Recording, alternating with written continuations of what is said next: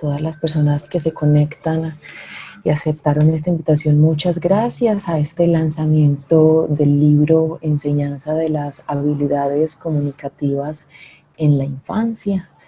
A nuestros autores, muchas gracias por este espacio que nos brindan, al profesor Rubén Darío Hurtado Vergara, a la profesora Dora Inés Chaverra Fernández, a la profesora Luz Adriana Restrepo Calderón, al profesor Gerson Jair Calle Álvarez, a nuestra profe Teresita María Gallego Betancourt, la profe Miriam Alcides Jiménez Rendón y al profesor Norberto de Jesús Caro Torres, quien invita al Departamento de Educación Infantil, el Departamento de Extensión y el Grupo de Investigación Calidad de la Educación y el PI.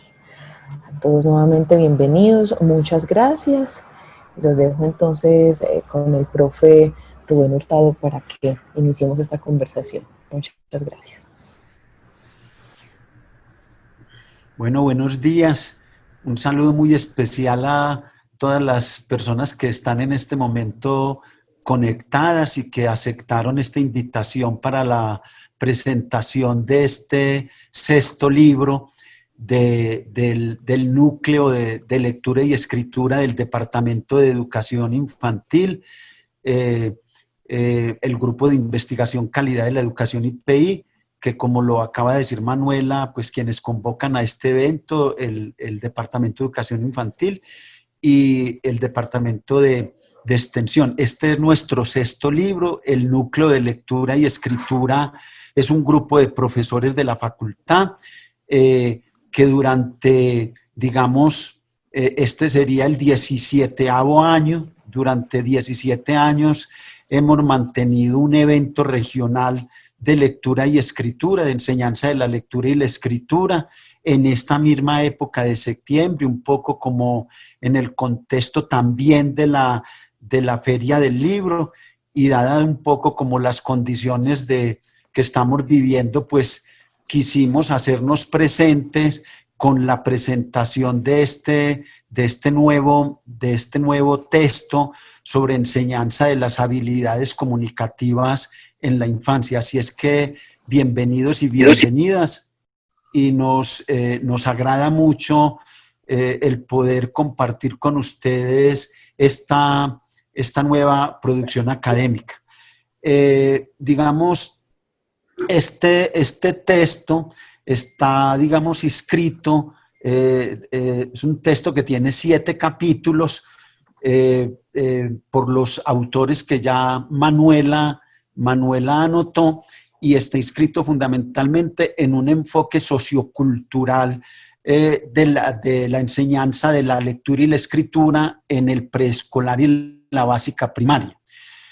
Todos los capítulos están, digamos, permeados por este enfoque, un poco en la perspectiva de que, digamos, no solo está alimentado por las ciencias cognitivas que dan cuenta de cómo se construye el conocimiento, de cómo se aprende, también las ciencias del lenguaje, fundamentalmente la pragmática, la lingüística del texto, todas las teorías del discurso y fundamentalmente, que es lo que acuña lo sociocultural, el tema de los contextos, es decir, una teoría de los contextos, porque tenemos claro que no solamente es la relación lenguaje-pensamiento, un poco en una perspectiva psicolingüística, sino que también es fundamental la singularidad de los sujetos y la singularidad de los contextos, es decir, las características de los contextos. Entonces, todos los textos,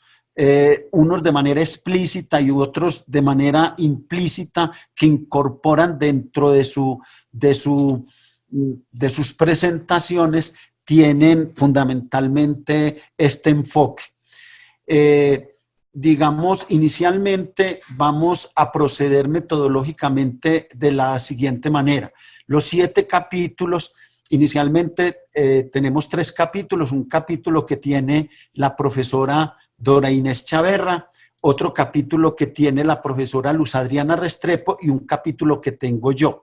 Entonces, vamos a proceder, digamos, cada autor y cada autora tendrá entre 5, máximo 10 minutos para presentar un poco como las motivaciones de su texto, cuál es el impacto, qué es lo que quiere crear, digamos, en el contexto educativo, para qué serviría, de manera que luego de presentados estos tres primeros textos, abramos un espacio, digamos, de preguntas. Hacemos un alto ahí y se harían algunas preguntas. Luego, en una segunda tanda, estarían los textos de la profesora Teresita María Gallego, luego el profesor Gerson, luego el profesor William Jiménez, y terminaríamos con la presentación del profesor Norberto de Jesús Caro.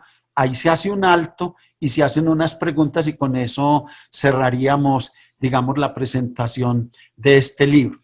Yo aprovecho, digamos, para presentar, para dar algunas ideas del capítulo que a mí me correspondió en este texto. El capítulo se llama Experiencias significativas en lectura y escritura en el preescolar y la básica primaria desde una perspectiva sociocultural.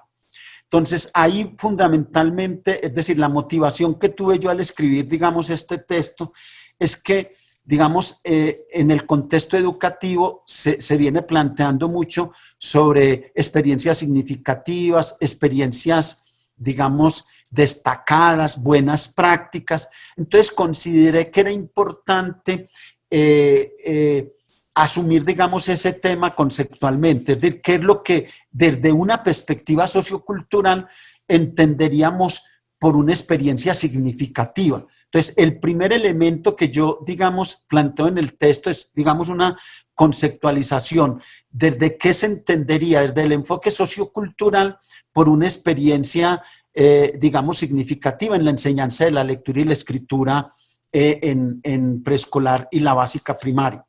Ahí, digamos, es importante, preciso en el texto, es que, digamos, una experiencia significativa depende desde qué lugar teórico se plantee. Por ejemplo, para nosotros, porque yo además de conceptualizar qué se entiende por una experiencia significativa, doy unas características de lo que significaría una experiencia significativa en la enseñanza de la lectura y la escritura desde un enfoque sociocultural. Por ejemplo, un primer elemento desde esta perspectiva es que la enseñanza de la lectura y la escritura tiene que reivindicar fundamentalmente lo que hemos dicho durante muchos años, la significación, es decir, la construcción de significados y sentidos. Luego, digamos, planteo otras características, ¿sí? Por decir, una de las características desde este enfoque es no segmentar a tal punto la lengua que ésta pierda su poder de significación. Pero si esto lo planteáramos desde un enfoque, digamos, diferente, no sociocultural, más estructuralista, pues seguramente fragmentar la lengua en sus unidades mínimas sería muy importante. Para nosotros no. Y así presento, porque pues la idea no es desarrollarlas en este momento todos, pero digamos, por decir, el cómo cuando se va a trabajar con poblaciones vulnerables, es importante reconceptualizar y contextualizar los principios de cómo se aprende una lengua a esa población. Tiene una población con discapacidad cognitiva o una población en niños en situación de calle. Es decir, cómo se recontextualiza ahí. Donde ahí se plantea, digamos, una crítica en el sentido en que a veces cuando la lengua se va a enseñar a poblaciones vulnerables se piensa que entonces, por ejemplo, lo fundamental es recurrir a la repetición y la mecanización. O otra característica, yo presento más o menos unas 10 características, es el cómo trabajar con cómo la lectura y la escritura en una institución educativa debe permear todas las áreas del currículo, cómo debe digamos, de alimentar cada una de las áreas. También, por ejemplo, planteo otra característica de una experiencia significativa es cómo la vinculación de las TIC, de las nuevas tecnologías de la información y la comunicación en el contexto educativo, pedagogizándolas, es decir, pensando el tema de la formación. Y así presento, digamos, varias características de lo que sería una experiencia significativa. Ahí vale la pena, digamos, aclarar una cosa. Lo que presento es qué podría caracterizar una experiencia destacada o una buena práctica. No es que una experiencia significativa debe tener, por decir, las 10 características, sino cómo, digamos, cómo alguna de ellas puede tener, digamos, esa característica. Sí, pero no es decir, son complementarias todas. Entonces, básicamente el texto lo que hace es eso, es decir, conceptualizar qué se entiende por una experiencia significativa, recoger algunas experiencias del premio Compartir, que el premio Compartir premiaba experiencias significativas en el país, cuáles eran los criterios que ellos tenían para seleccionar una experiencia que ellos llamaban significativa en lectura y escritura, y a esas yo les agrego, digamos, otras. Eso es básicamente el contenido, digamos, de este texto sobre, digamos, experiencias significativas en el campo de la enseñanza, de la lectura y la escritura en la educación infantil, preescolar y primaria. Básicamente es eso. Entonces, digamos, seguidamente le damos la palabra a la profesora Dora Inés Chaverra y luego, después de que hagamos estas presentaciones, hacemos una ronda de preguntas. Bueno, en este evento donde queremos compartir con ustedes nuestro trabajo académico, este capítulo en el cual vamos a compartir como algunas ideas de lo que se trata en los términos que Rubén Darío nos está invitando para todos ustedes. Este es un espacio como para aprovechar, en la medida en que aquí estamos profesores, investigadores, estudiantes en formación, maestros en ejercicio, y un saludo especial para todos porque es como una oportunidad de compartir no solamente las inquietudes, sino también nuestros puntos de vista respecto al tema de la enseñanza asociada al área de la lengua. En este capítulo, de manera particular, les quiero contar básicamente dos cosas, porque la invitación es para que ustedes lo lean todo el libro y podamos generar como más posibilidades de interacción, de análisis, de reflexión sobre las prácticas y además de conocimiento derivado del ejercicio que hacemos en el acompañamiento a los niños. Aquí hay dos planteamientos fundamentales que se desarrollan en este capítulo que los proponemos para la conversación. Uno es cómo entendemos el desarrollo del lenguaje en una perspectiva amplia. ¿Qué quiere decir amplia? Que no solamente asociado a su componente lingüístico, sino también al valor comunicativo que tiene y a la función social que cumple.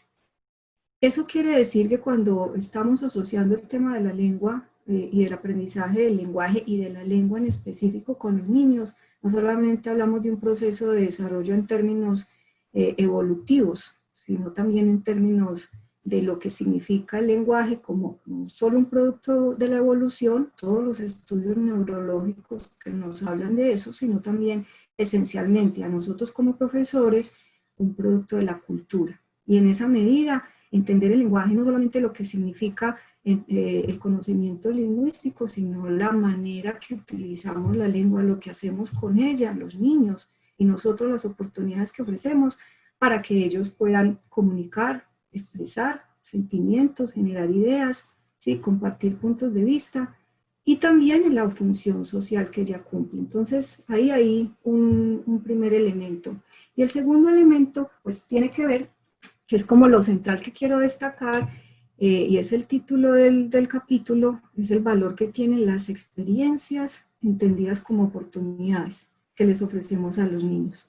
Y todo eso se recoge en dos aspectos que aquí retomo, dos ideas que retomo de la filosofía de la educación y la pedagogía, y una que nos convoca En las palabras de Victoria Camps, la escuela acaba siendo muy impotente cuando lo que reclama es la complicidad de todo el mundo, y ese es el acompañamiento que nosotros requerimos con los niños en las oportunidades que les ofrecemos.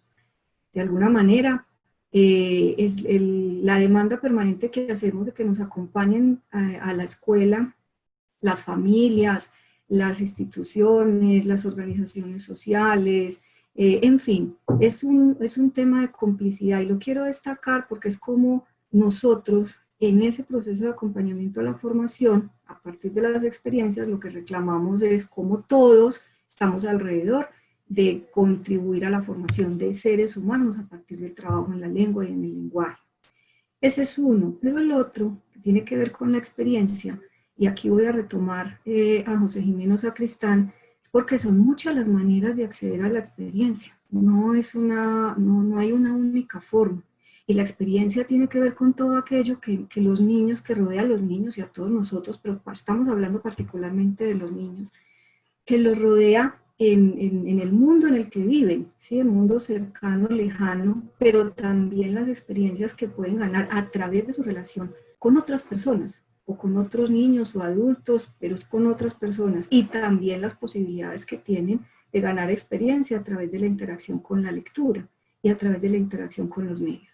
Entonces, esa es un poco la perspectiva, y me voy a detener en el tema de las experiencias, porque es la oportunidad de interacción, de interrelación que nosotros en nuestra condición de maestros, en nuestro ejercicio profesional, sea una institución de educación formal o no, sea en la familia, en el hogar, en todos los espacios de formación en que los niños están interactuando y viviendo, podamos ofrecer esas oportunidades, experiencias como oportunidades, de manera que se puedan relacionar con espacios, con personas, con objetos. Entonces, hablamos de las oportunidades cuando hay opción de que ellos puedan hacer parte de los diferentes espacios geográficos, cuando tenemos los parques, los eventos. Hoy estamos en una condición, digamos, muy, muy particular, que no lo permitiría de esa manera.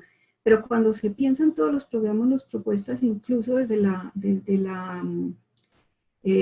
generación de alternativas en la educación formal, en la educación inicial, en la modalidad familiar, cómo todos esos espacios son oportunidades de interacción, cómo todos los eventos, grandes, pequeños, cercanos, medianos, en que nosotros podemos tener la condición de que los niños puedan estar allí, ¿sí? Se convierten en esas formas en que podemos estimular, potenciar ese aprendizaje, que no solamente se trata de adquisición como lo hablábamos al comienzo, sino realmente de un proceso de aprendizaje, la manipulación y la interacción con objetos, los materiales que tenemos, independientemente de la calidad de los materiales, es como nos ofrece la posibilidad de que a través del juego esa manipulación se convierta en opciones de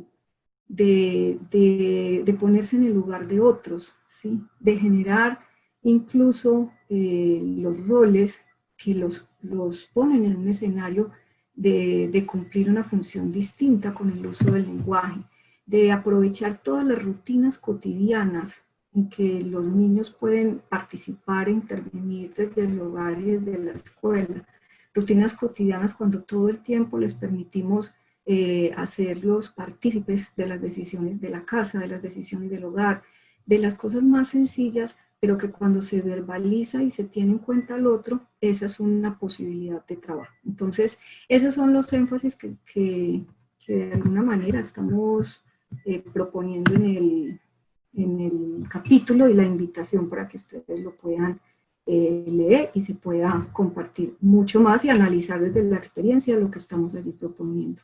Muchas gracias. Muchas gracias, profesora Dora. Entonces, ahora le damos la palabra a la profesora Luz Adriana Restrepo. Bueno, un saludo muy especial a todos y todas quienes nos acompañan en esta especial mañana. El artículo con el cual participo en esta edición del libro se titula La lectura y la escritura como prácticas sociales y culturales en la escuela, entre la posibilidad y el requisito escolar. Este artículo nace de mis conversaciones realizadas en distintos espacios de formación con docentes de educación básica primaria. Charlas y diálogos que en los últimos años se han centrado en cómo materializar en la enseñanza del día a día prácticas de lectura y escritura que vinculen el contexto social y cultural de los estudiantes y la manera como estas prácticas pueden ser articuladas al aprendizaje de los diferentes contenidos escolares. Para tal fin, en la primera parte del texto abordo el tema de la lectura y la escritura y su estrecha relación que mantiene con el rendimiento escolar, en el sentido de cómo su enseñanza no debe tener solo como fin el éxito escolar, por ejemplo, a través de las diferentes pruebas de evaluación, lo cual las va apartando pues de su verdadera función social.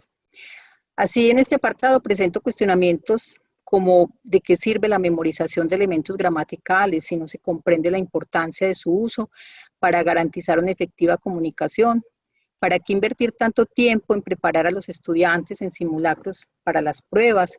De este modo, no se transmite la idea a los estudiantes de que el último fin de aprender a leer y a escribir son los buenos puntajes, y quizá para acceder a niveles superiores de educación, pero no para desempeñarse más tarde como ciudadanos en la vida social, cultural y política. Bien, en la segunda parte del artículo, apoyada en el reciente documento ministerial, los DBA, y algunos de sus objetivos y evidencias de aprendizaje que se sugieren en el área del lenguaje para los grados de primero a quinto, refiero a algunas posibilidades didácticas para fomentar escenarios naturales de lectura y escritura en el aula.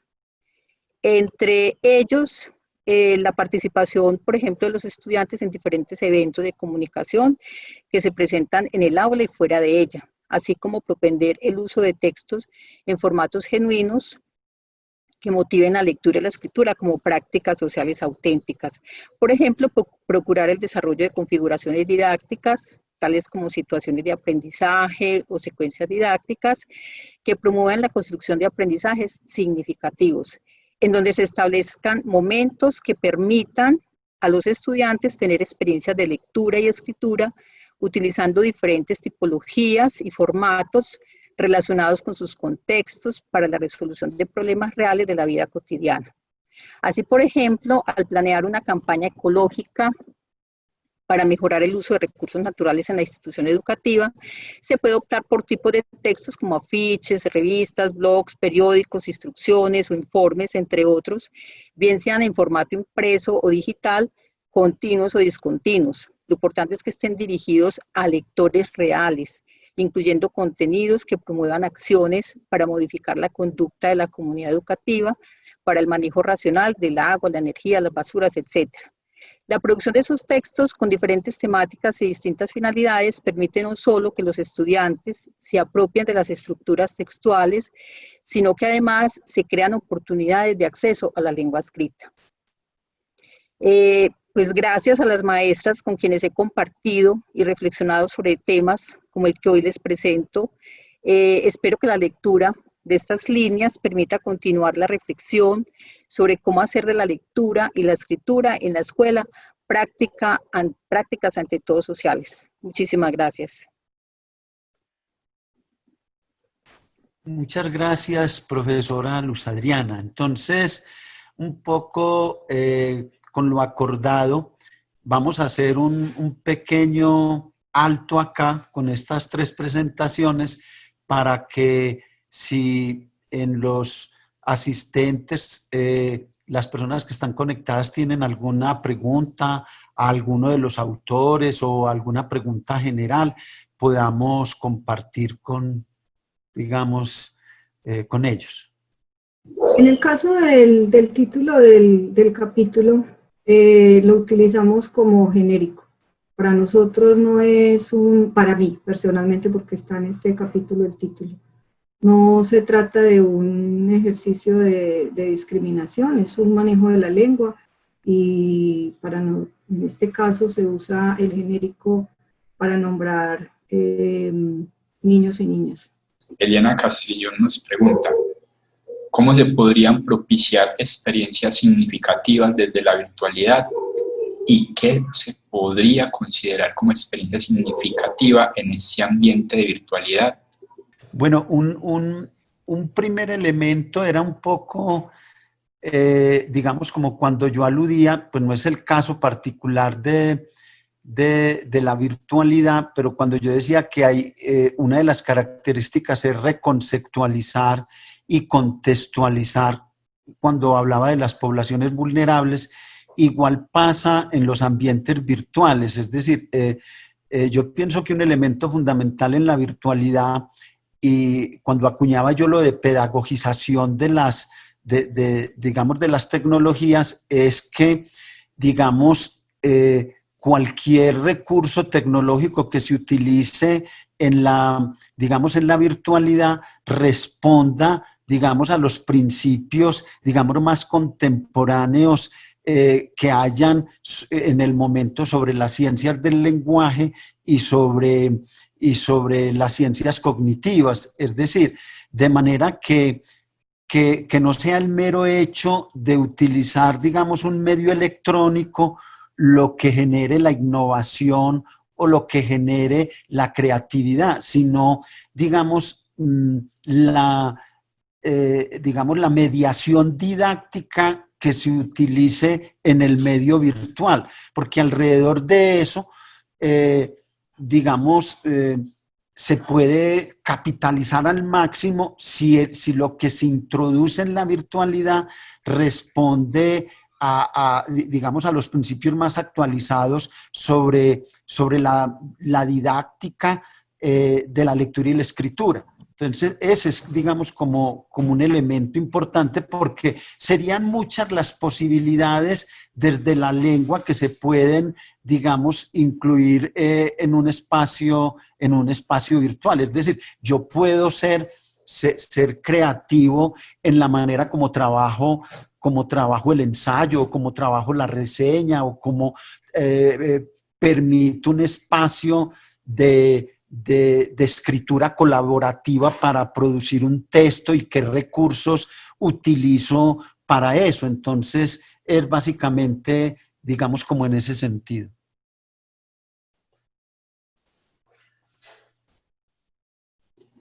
Está bien, profe. Le damos la palabra a Oliva Herrera. Ya puedes encender el micrófono para hacer el comentario. Y enseguida vamos con la pregunta de Jennifer Quintero. Muy buenos días. Buenos días. Me da mucho gusto saludar a todos mis colegas del núcleo de didáctica de la lectura y la escritura de la infancia, colectivo con el que pues como coparticipado en todo este proceso como de construcción y de consensos y de voces y de interacciones interesantes siempre alrededor del tema de la didáctica de la lectura y la escritura. Felicito el ejercicio escritural de todos los autores del texto, y con respecto a la presentación que están haciendo hoy, quiero resaltar pues como más que una pregunta, una reflexión sobre las interpretaciones que inicialmente pues tengo con respecto a los capítulos que nos han presentado. Identifico una invitación, obviamente que esta es ratificar una invitación a todos y a todos los participantes en este encuentro y a las personas a quienes llegue el texto, ratificar la importancia de leerlo con mucha atención, por el interés que tenemos conjunto para ocuparnos de nuestros niños. Hay una invitación a la humanización de la educación mediada por el lenguaje con sentido dentro y fuera de la escuela. Yo creo que nunca pasará pues como de moda y más en estas épocas poner en relieve la necesidad de humanizar las relaciones y las interacciones y particularmente en este caso con los niños. El lenguaje, como lo decía la profesora Dora, es una gran experiencia, pero a la vez se convierte en una súper oportunidad para que nosotros resignifiquemos el lenguaje, resignifiquemos la comunicación con los niños, las interacciones, rescatemos los contextos y en palabras pues como de algunas personas a quienes en estas épocas hemos venido escuchando acerca de que más allá de los contextos es rescatar los territorios en donde se tejen un mundo de relaciones y unas relaciones que siempre están mediadas por el lenguaje y que se constituyen en una posibilidad de pertenencia de los niños para ellos ser y sentirse en posibilidades, digamos, como protagónicas para interactuar con el mundo, con los otros, consigo mismo, con su entorno, como está pues descrito en los DBA del grado de transición. Y rescato de la intervención de la profesora Adriana también la oportunidad y la experiencia lograda por los docentes, en este caso docentes universitarios, que también estamos en constantes aprendizajes con nuestros estudiantes, esos estudiantes que van a sus prácticas y a los encuentros con los niños con unos asombros frente a lo que ellos dicen, a cómo lo dicen, con un mundo de preguntas que todos los días surgen. Entonces me parece maravilloso que desde acá, desde este tipo de textos, se resignifique también esos aprendizajes colectivos desde los procesos de formación de maestros. El rescate pues como de los textos reales y de los lectores reales, las intencionalidades diversas y las necesidades comunicativas que a diario nosotros nos encontramos con nuestros estudiantes, con nuestros niños y con nosotros mismos, vale la pena ponerlos en relieve y pienso que esa viene siendo como la puntuación que nos presentan los colegas en este momento. Muchas gracias por el espacio. Muchas gracias, Oliva. Gracias, profe, por su comentario. Tenemos la pregunta de Jennifer Quintero. Ella nos dice: buenos días, soy Ceci Quintero. Un saludo muy especial para el profesor Rubén. Gracias por tanto y todo lo que se le debo a usted. Una pregunta para la profesora Luz Marina. ¿Cómo dirigir el lenguaje y la preescritura desde lo social a los niños entre 3 y 4 años? Debe ser a la profesora Dora Inés Chaverra, o que Luz Marina. O Luz Adriana. O Luz Adriana.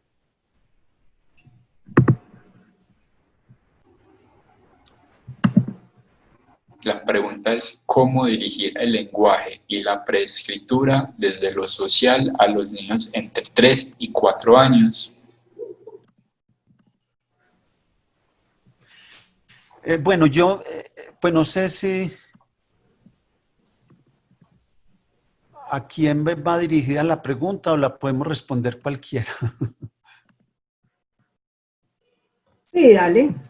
No, más lo que hemos insistido nosotros, pues como grupo, es que la enseñanza de la lectura y la escritura desde los primeros grados debe ser significativa, debe ser a partir de textos. Entonces, esa terminología tradicional de aprestamiento, de preescritura, de prelectura, que era, digamos, la pregunta de cómo era un mejor, digamos, utilizando esa terminología tradicional, ¿cómo sería un mejor aprestamiento de lectura, un mejor aprestamiento de escritura, que era como unos prerequisitos para la enseñanza, se decía en esa época, sistemática de la lectura y la escritura, desde una perspectiva sociocultural, constructivista de la lengua, que es lo que, digamos, desde donde nosotros estamos planteando, es que la iniciación a la lectura se hace leyéndole a los niños, leyéndoles textos que digan algo, que comuniquen algo, y las prácticas de escritura, la iniciación a la escritura, se inician los niños en la escritura escribiendo cosas con sentido. Es decir, la iniciación a la escritura no es compunzado, rasgado, recortado, eso desarrolla otras cosas, la motricidad, pero no es el elemento central de la escritura. La motricidad que se requiere para el acto de escritura se logra escribiendo. Entonces, digamos, sin ahondar mucho, una iniciación digamos, desde los niños pequeñitos, digamos, desde los 3 años, es usando la lengua, es decir, tanto oral, tanto la lectura y la escritura de manera significativa, es decir, que ellos puedan producir textos con sentido. Los garabatos dicen algo, comunican algo, hay una intención comunicativa, ¿sí? Es decir, lo que hay que reivindicar ahí es la intención comunicativa de la cual se evoluciona de una lógica individual, que inicialmente pueden ser unos garabatos, a unos grafemas, que es la lógica social, y que ese acompañamiento que hace un profesor es precisamente cómo se pasa de esos garabatos a los grafemas, letras, de esa lógica individual a esa lógica social. Gracias, profe. Por acá tenemos la pregunta de Ana Hurtado. Ella dice: ¿el ejercicio de la lectura y la escritura se puede considerar como la metodología educativa más importante para posibilitar aprendizaje significativo en todas las áreas del conocimiento? Ya alguien que desee responder esta pregunta, porque no dice a quién va dirigida.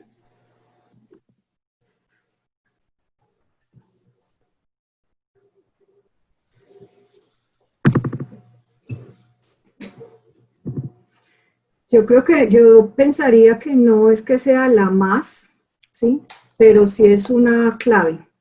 De hecho, uno de los, tanto en las políticas públicas nacionales que tenemos, las locales y las regionales, el tema del lenguaje y de la lengua, ¿sí?, en particular, tiene un lugar estratégico clave para el desarrollo integral en todas las áreas, porque aquí el tema, aquí hay un punto muy importante, y es que en los niños pequeños, cuando hablamos de niños pequeños estamos hablando de niños de educación inicial, pero también en la básica primaria, aunque en la básica primaria al estar escolarizado ya se vuelve un tema más de contenido.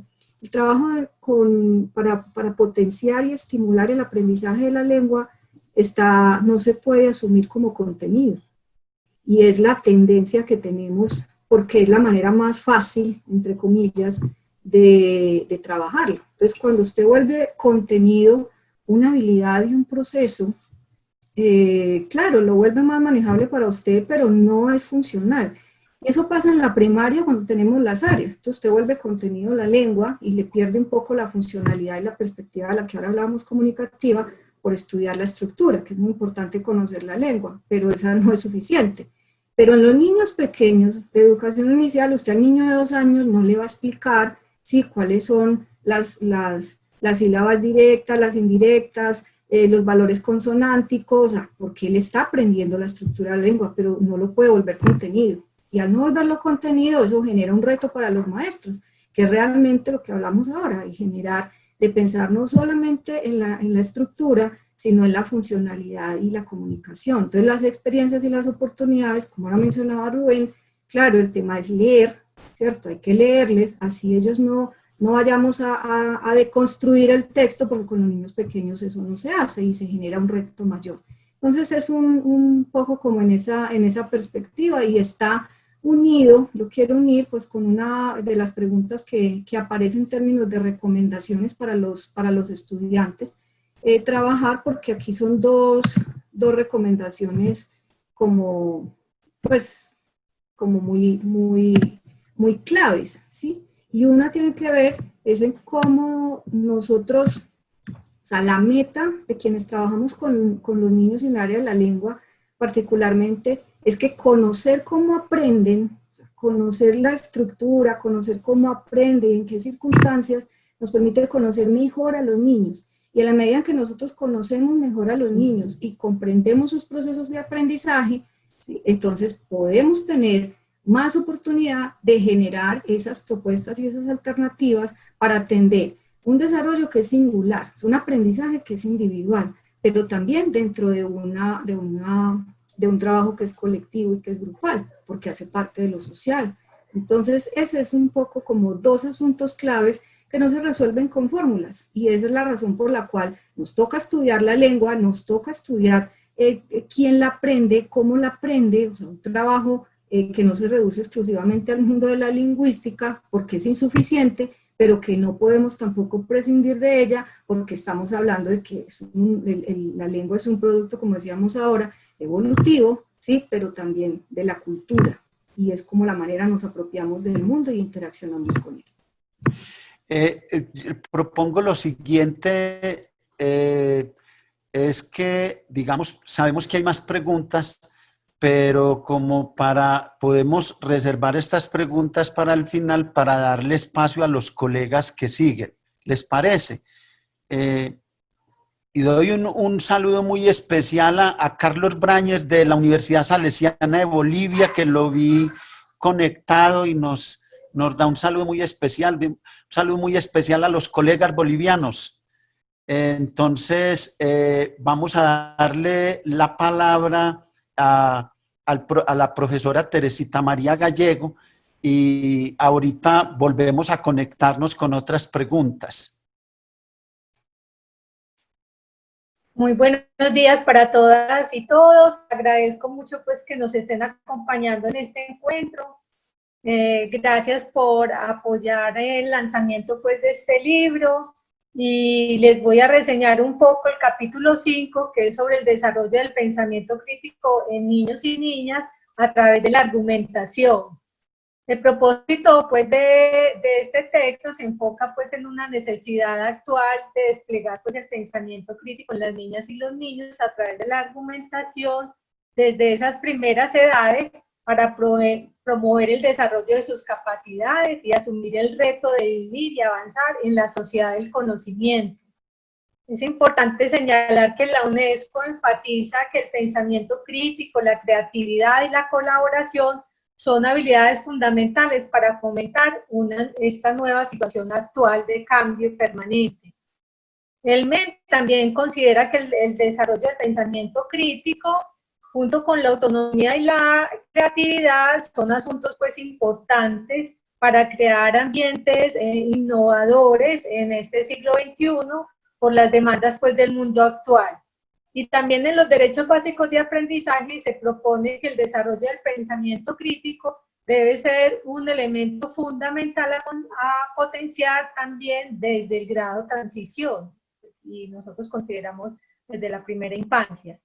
Pensar críticamente implica el desarrollo de habilidades necesarias para juzgar la autenticidad y valorar la exactitud de una idea. Permite determinar pues la claridad de esos argumentos, juzgar la credibilidad de las fuentes y distinguir entre un hecho o una opinión, y mirar sesgos potenciales en la información para lograr generar una conclusión.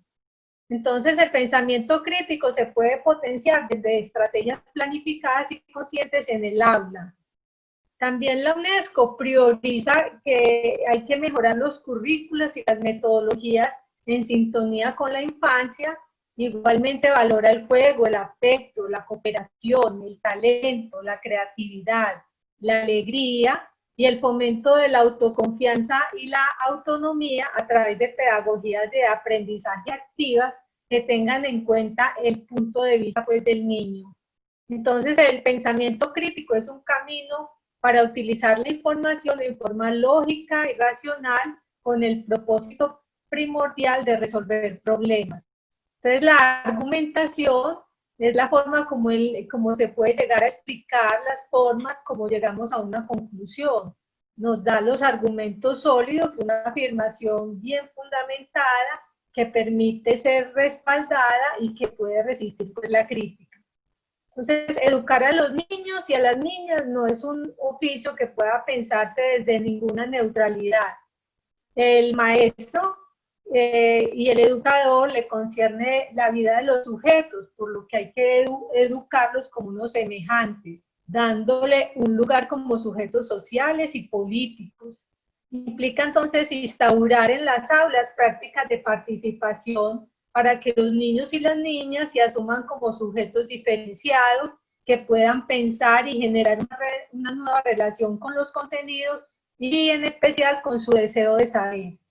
Entonces, el diálogo debe ser una herramienta fundamental en la argumentación porque nos va a permitir mirarnos a los ojos, propiciar el deseo de buscar y de potenciar el encuentro de esas subjetividades y superar también los conflictos que son propios del humano y que nos permite pensar que cada uno piensa distinto, podemos convivir con esas diferencias. Entonces el maestro debe distanciarse pues de una tendencia hegemónica y se debe abrir a una polifonía y a la pluralidad donde se invita a pensar haciendo y a hacer pensándose, una praxis reflexiva. Entonces, nos implica construir lazos que nos habiliten en el diálogo, en el argumentar lo que pensamos, en crear espacios formativos que nos permiten entonces complejizar el conocimiento, a darle un lugar entonces a las incertezas, a las ambivalencias, a las fluctuaciones, pero también nos permite abrirnos a un espacio de una fuerza creadora imaginativa, a una curiosidad que potencie pues la autonomía y la capacidad de construir nuevas realidades hacia pues el desarrollo del pensamiento creativo. En el trabajo pues del aula existen algunas estrategias pues demasiado sencillas que el capítulo plantea, entre esas por ejemplo incorporar distintos tipos de textos que predominen la argumentación, como utilizar editoriales, artículos de opinión, cartas de los lectores de periódicos de circulación nacional e internacional, las noticias que nos polemizan y nos invitan a pensar, crear secuencias didácticas y fortalecer el uso de proyectos de aula y el aprendizaje basado en problemas. El hecho de que nuestra apuesta didáctica sea a través de las preguntas abiertas que desafían y nos llevan a complejizar los procesos de aprendizaje, nos van a permitir que nuestros niños aprendan a analizar, a hipotetizar, a inferir, a demostrar, a sintetizar, a encontrar respuestas provisionales que los preparen para la vida en este mundo complejo, cambiante y dinámico. Entonces, igualmente los invito pues a leer el libro que nos permite encontrar elementos didácticos para acompañar a los niños y las niñas en estos procesos. Mil gracias.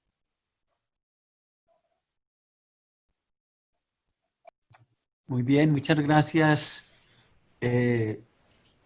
profesora Teresita. Entonces le damos la palabra al profesor Gerson Calle. Buenos días, qué gusto poder compartir con ustedes esta experiencia y este recorrido de participar en la construcción de un libro pensado desde las habilidades comunicativas para la infancia. Puede que uno encuentre muchas otras obras, pero aquí estamos tratando de seguir en esa discusión, de seguir hablando y de seguir ofreciéndole a todos ustedes, a los maestros en formación, a los maestros que están en ejercicio y demás, y público en general, una visión amplia y completa de lo que es hablar del lenguaje en los primeros años escolares. El capítulo que logré escribir, que sigue siendo un tema inacabado, hay mucho más que decir, está titulado Multiplicidades y comprensiones de la escritura digital en la escuela. El eje central de ese capítulo es la escritura digital, una decisión que tomo porque existen muchos conceptos que emergen desde el uso de las tecnologías y la escritura. Yo asumo este concepto porque en sí incluye elementos lingüísticos, paralingüísticos, pragmáticos, que están asociados entre lo que es el soporte digital, pero también esa construcción que hay a través del lenguaje en la escritura. Y además porque este concepto integra semánticamente otros que también circulan en la academia, como e-escritura, como escritura hipertextual y demás. En el capítulo se aborda ese concepto desde los mecanismos de producción textual apoyados por las tecnologías de la información y la comunicación, que van desde los documentos portables, lo que denominamos PDF, hasta los recursos hipermediales. y que los propósitos de divulgación son diversos. Pueden ser familiares, pueden ser académicos, sociales, económicos, políticos, culturales, dependiendo de qué, de esa función comunicativa con la que se piensa este tipo de textos. También hay un abordaje, una relación de la escritura digital para entenderlo un poco más en la sociedad del conocimiento. ¿Cómo está ahí mediando? ¿Cómo se construye el conocimiento? ¿Cómo esto nos aporta? ¿Cómo nos aporta y cómo nuestros niños están inmersos en esta situación? No son distantes a ello. Hay un aspecto interesante en el libro que pues, es bueno que lo leamos y lo miremos y que es muy vigente, y es cómo en la cultura digital y en esto de la escritura digital ya ha sido aceptado por nosotros y por los niños la posibilidad de oralizar la escritura, que ya lo podemos ver. Un ejemplo muy claro de lo que pasa en los servicios de mensajería, en las redes. Entonces es interesante. ¿Qué pasa con esa relación que siempre hemos dicho, que cuando hablamos de habilidades comunicativas estamos hablando de una cuestión ahí relacional, que es interacción entre la lectura, la escritura, la escucha y el habla, pero aquí con las redes sociales se ve esa potencialidad, escribir a través del oral. Entonces también se aborda en el capítulo este asunto. Después de ello, trato de establecer esos niveles de los lenguajes audiovisuales, hipertextuales, hipermediales, que se requieren unas comprensiones para trabajar sus particularidades y su abordaje en la escuela primaria. Para ello, les cuento o les escribo unas experiencias didácticas sobre la escritura digital en diferentes partes del mundo. Una muy interesante de Australia, con estudiantes de población de bajos recursos, desde la ruralidad australiana, y cómo abordan esto en ese territorio. De ahí me voy para Europa, para España, con también una experiencia con niños, y trabajan el concepto de la lingüística en la escritura digital. Entonces ahí también hago un breve recorrido. Después paso a Norteamérica y termino en Colombia y en Antioquia, en la ruralidad de Antioquia. También hay experiencias, cuento una experiencia de la escritura digital aquí en el departamento de Antioquia, en la ruralidad. Una experiencia linda con niños de tercero, utilizando un blog, cómo trabajan ahí, cómo escriben, de qué están escribiendo, que los acerca. Entonces es una experiencia linda. Bueno, después de ello, les brindo algunas posibilidades, algunas herramientas para que utilicemos las wiki, los blogs y las redes sociales en la básica primaria. ¿Cómo sería eso? Entonces, ahí hay unas posibilidades, no solamente desde lo técnico, sino cómo hacer esas interacciones del lenguaje, cómo volver esas potencialidades que nos dan las herramientas en recursos didácticos para trabajar en la escuela. No enseñándole a los chicos a hacer una wiki o a crear una red social, no, sino cómo sus discursos emergen, cómo su entorno está ahí, cómo hacer que la lengua cobre vida a través de estas situaciones. Bueno, para las conclusiones les propongo un proceso de incorporación didáctica de la escritura digital en la básica primaria, teniendo en cuenta lo situacional, lo didáctico y lo técnico, desde un proceso de planeación, un desarrollo que se da, y finalmente llegando a la evaluación de la escritura, la divulgación, la interacción y la participación desde los niños.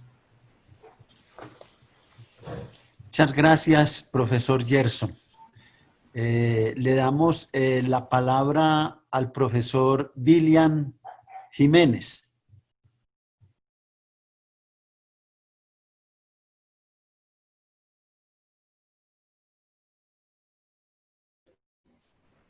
Muy buenos días para todos, para los colegas que nos acompañan de la facultad, para el grupo de trabajo del núcleo de lenguaje.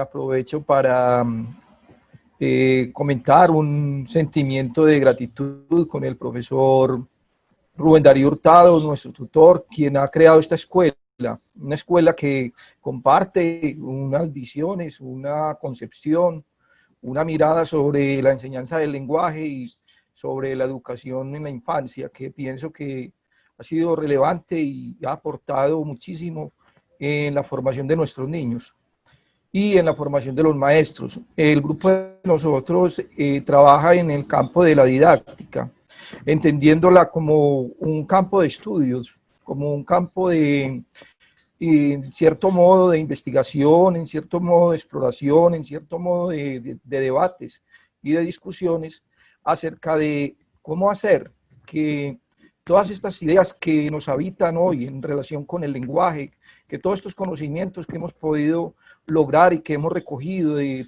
tantas escuelas del marco, desde puntos de vista semióticos, desde el punto de vista socioculturales, desde el punto de vista lingüístico, desde el punto de vista comunicacional e informático, puedan llegar a las aulas nuestras y puedan constituirse en un real de formación para nuestros niños, de nuestras escuelas, de nuestras comunidades, de todos los niños, como digamos, como una especie de universalización del saber, no en términos de lo que estamos acostumbrados a percibir como que hay unos niveles de formación y unas maneras de enseñar y unas posturas en la educación privada o en la educación de ciertos extractos socioeconómicos o de ciertas ciudades o de ciertas comunidades.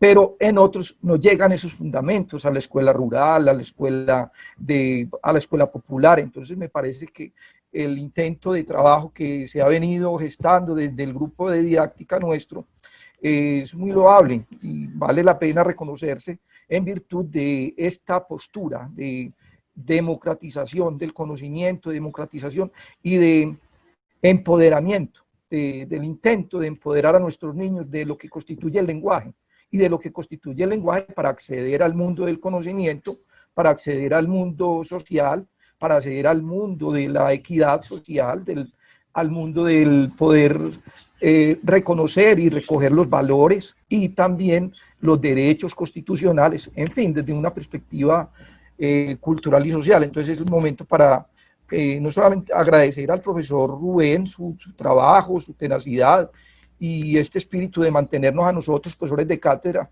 desarrollando este tipo de tareas, sino también a todos los compañeros, a todas las colegas que nos han aportado siempre sus visiones y su crítica, y también para agradecer a los compañeros de trabajo de los colegios que nos han acompañado, a los estudiantes de las escuelas normales, a los colegas de las escuelas normales que nos han acompañado con sus reflexiones y sus trabajos. En este caso, voy a presentar un capítulo que escribí en el libro. El texto se denomina Del pretexto al texto, un imperativo de la educación lingüística o de la enseñanza de la lengua o de los procesos didácticos. Quisiera situar que este trabajo está planteado en términos de un diálogo entre maestros. O sea, digamos, el lector modelo, en términos de lo que nos planteó Humberto Eco, en términos de que es aquel que puede acceder a un marco de fundamentación, a un marco de diálogo, a un marco de sintonía con el texto,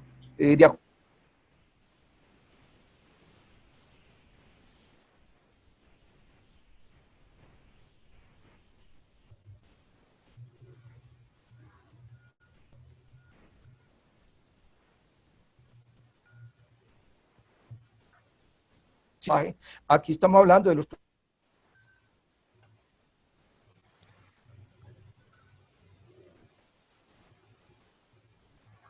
un imperativo en la enseñanza de la lengua en la educación primaria. Entonces, habría que plantear aquí el primer concepto. Estamos situados en una perspectiva semiótica, en una discusión semiótica. El texto, para la semiótica, es cualquier evento comunicativo. Llamamos el texto la unidad básica, la unidad fundamental de la comunicación humana, que puede pertenecer a diversidad de lenguajes. Está situado en una comunicación semiótica de otros sistemas simbólicos diferentes al sistema lingüístico discursivo de palabras. Y estamos también situados en la idea del texto como una unidad que está en diálogo polifónico con otras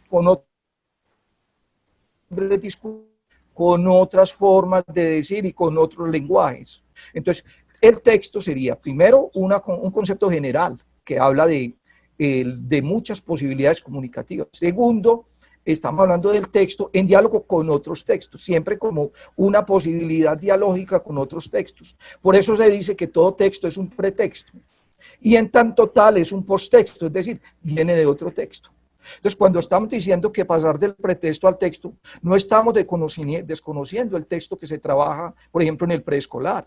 Lo que se trabaja cuando un niño escribe un texto que tiene lenguaje ideográfico, que está constituido por medio de imágenes, de íconos o de sistemas sígnicos diferentes a las palabras, pero que comunican, ahí estamos en un concepto del texto.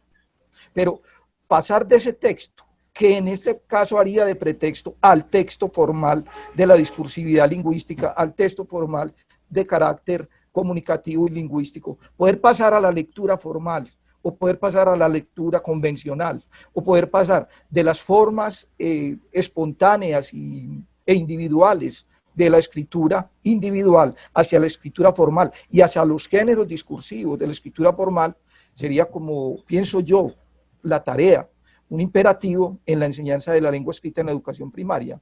Entonces estamos en este capítulo proponiendo una reflexión inicialmente y una invitación a los maestros para pensar en una línea de trabajo que venimos desarrollando en el núcleo, y es como detrás del quehacer de enseñanza con el lenguaje hay unos marcos de fundamentación, y un marco de fundamentación es la fundamentación lingüística. El texto, el concepto de texto, el conocimiento de las modalidades textuales, el conocimiento de los elementos constitutivos del texto, la forma como articulan los elementos en el texto por parte de un profesor de niños, de primaria, de preescolar,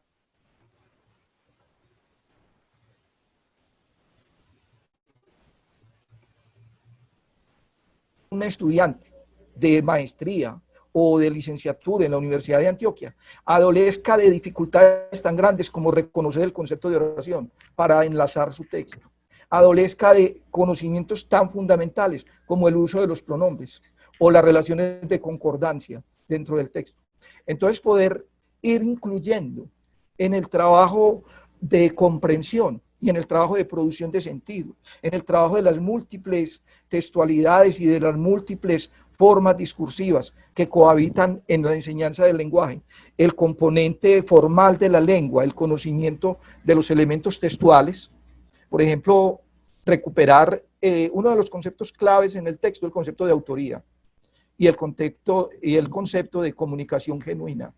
Trabajar con textos genuinos, los textos, recuperar la autoría de los niños, recuperar la autoría de los maestros, poder pensar que se puede trabajar con textos que nosotros mismos producimos, como esto que estamos haciendo aquí. Me parece que independientemente del valor estructural y del fundamento epistémico y de todo lo que pudiera discutirse, aquí hay una cosa muy valiosa, es que es el trabajo de nosotros, somos nosotros los autores, estamos trabajando con nuestro producto de una escuela didáctica que ha optado por un camino muy importante, que es producir material académico, escribir textos, nuestros textos. Somos nosotros los que estamos puestos aquí, en esta tarea. Entonces, resulta relevante recuperar para la escuela el concepto de texto. En el capítulo se hace referencia a ese aspecto del texto, se hace referencia a la necesidad de ahondar en alguna conceptualización discursiva y textual, con el fin de poder acompañar los procesos. Por ejemplo, aquí señalan que para la comprensión es muy fundamental los conocimientos textuales. Entender, por ejemplo, el concepto de coherencia, el concepto de cohesión, el concepto de proposición. Por ejemplo, reconocer las proposiciones que conforman un texto, poder identificar cuáles son aquellos núcleos temáticos que están desplegados en el desarrollo textual, en el caso de la comprensión, pero en el caso de la escritura poder trascender hacia, poder pasar de la oralidad primaria, que todos vemos que los niños en la escuela escriben como hablan, hacia las formas discursivas convencionales, implica un conocimiento de las estrategias o de las estructuras del texto. Entonces, en el texto se hace referencia, en este texto, en este capítulo, se hace referencia a invitaciones que nos han hecho, por ejemplo, autores como Fran Smith, a poder ejercer de el leer como un escritor, poder ser un lector que pueda mirar el texto, que pueda mirarse en los elementos del texto y entrar en la configuración del texto como tal. Igual, por ejemplo, se nos habla aquí en este texto de cómo el seguirle la pista a la comprensión, a los elementos temáticos de naturaleza macroestructural, tiene que ver mucho con poder identificar el funcionamiento de las relaciones que se producen en el texto, de las relaciones anafóricas mediante la pronominalización, mediante el uso de sustituciones léxicas, mediante las configuraciones textuales. Aquí en el texto se defiende que no hay que esperar al bachillerato ni esperar a niveles muy especializados para introducir todos estos marcos de representación, no en el sentido teórico de los análisis retóricos y lingüísticos formales, sino en el sentido de los usos prácticos de esos conceptos, en el poder acompañar a los niños en sus procesos de comprensión y en sus procesos de escritura. Entonces, digamos que lo están proponiendo en términos de una especie de estrategia metacognitiva o metalingüística, que inicialmente debe estar a cargo de su maestro, el maestro, él hacerse cargo de estas conceptualizaciones. Yo valoro muchísimo, por ejemplo, que en la facultad de nosotros, en los programas de educación infantil, se mantenga la idea de que es importante un marco de fundamentación lingüística. Y lamento que en otras universidades estas carreras adolezcan de ese marco, porque uno se encuentra con profesores en los niveles de maestría que tienen muchos vacíos en los niveles fundamentales de comprensión de los elementos lingüísticos. Entonces es más que cualquier cosa este texto una invitación a un diálogo y a una construcción y a un espíritu de estudio de cómo los marcos teóricos del texto, de la lingüística del texto, de la lingüística del discurso, es necesario recogerlos y entenderlos para hacer trabajos significativos en la enseñanza de la lengua, en el preescolar y la primaria.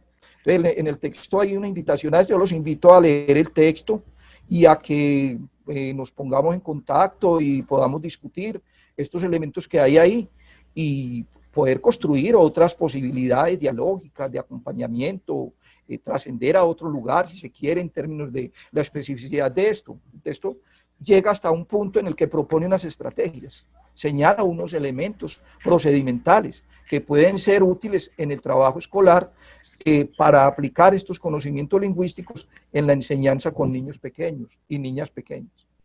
Voy a llegar hasta ahí y cierro con un agradecimiento profundo a los compañeros de todas partes que nos están escuchando hoy y les agradecemos sobremanera que nos alleguen los comentarios, que produzca el texto y que podamos fomentar este tipo de escuela. Muy bien, muchas gracias, profesor William. Muchas gracias por esas reflexiones.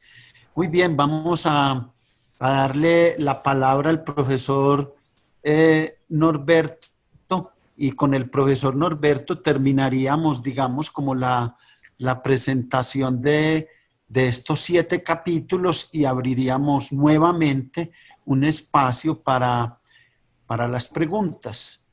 Tiene la palabra, profesor Norberto. Bueno, muchas gracias, profesor Rubén.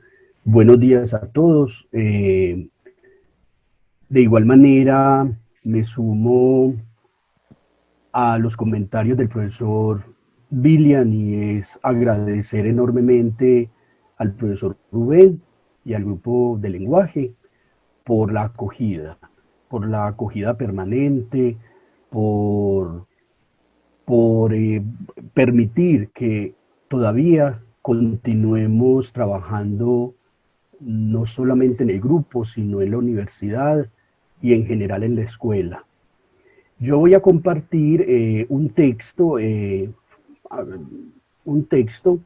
lo voy a compartir de una manera muy breve, un texto fruto de los estudios doctorales de la misma Facultad de Educación, donde logramos pues como hacer un trabajo de diálogo de saberes, de diálogo entre la literatura, el arte y las ciencias. En este caso, pues se trata de diálogos posibles, didáctica, ciencias y literatura. Para esto, entonces, es muy importante la vivencia. Es muy importante la vivencia. Ahorita la profesora Dora Chaverra se refería a la experiencia, ¿cierto? La experiencia en términos de Melich, la experiencia en términos de Jorge La Rosa va a ser fundamental porque eso es lo que nos atraviesa, lo que nos toca, lo que nos mueve y lo que nos conmueve. En este caso, la vivencia es retomado del concepto de Gadamer, Hans-Georg Gadamer, del texto Verdad y Método 1 y Verdad y Método 2. Entonces allí quiero simplemente mostrarles un asunto de la vivencia en términos de que este trabajo, como les decía ahorita, hace parte de mi experiencia y mi vivencia en unos estudios doctorales, pero más que unos estudios doctorales, son unos estudios de la vida, de la escuela, de comprender que en la escuela y en la vida hay unas relaciones muy fuertes, hay unas relaciones muy contingentes y esas relaciones son las que nos llevan a pensar y a pensarnos como sujetos, y como sujetos obviamente con deseos de saber, para trabajar en la escuela, para trabajar con los estudiantes, con los profesores, etc. Entonces allí la vivencia en términos generales va a ser fundamental en tanto para la hermenéutica va de la mano con la vivencia, con los círculos de la comprensión, con los círculos hermenéuticos, con los bucles morinianos, como lo diría el mismo Edgar Morán. Entonces allí presentamos pues como a modo de prolegómenos unos elementos fundantes de un proceso y de una estructura en términos de la profesora Elvia María González, quien de alguna manera ha trasegado por un método de investigación en la Facultad de Educación. Entonces, desde esta perspectiva, el círculo de la comprensión tiene que ver con el diálogo entre la literatura y la enseñanza de las ciencias en la universidad. Hago una salvedad, y es que a pesar de que estamos hablando de la universidad, esto no excluye el mundo escolar en el cual también me muevo y nos movemos la mayoría de nosotros, y es la básica primaria, la básica secundaria y la media, ¿cierto? Entonces, en este sentido, entonces, la experiencia hermenéutica va a ser fundamental.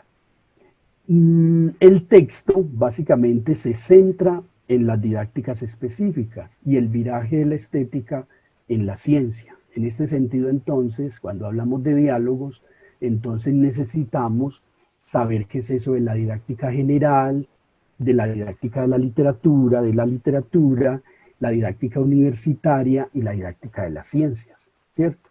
Entonces, lo que voy a intentar es simplemente mostrarles unos referentes o unos marcos de referencia que alimentaron y siguen alimentando mi deseo de saber sobre qué pasa realmente con estas didácticas, qué pasa entonces con la relación entre las ciencias sociales y humanas y las ciencias básicas, que es básicamente el trabajo que venimos desarrollando para llegar a una estrategia didáctica, para la creación de una estrategia didáctica que cuando escribimos este texto que valga resaltar pues la presencia de la profesora Mónica Moreno Torres, que fue mi tutora en este trabajo, que jugó un papel fundamental, nos preocupaba mucho, es decir, nos ocupaba como esa idea de ¿cuál es el diálogo entre esas didácticas, cierto? ¿Por qué un profesor universitario necesita de la didáctica, cierto? Entonces, por eso hablamos de la didáctica universitaria,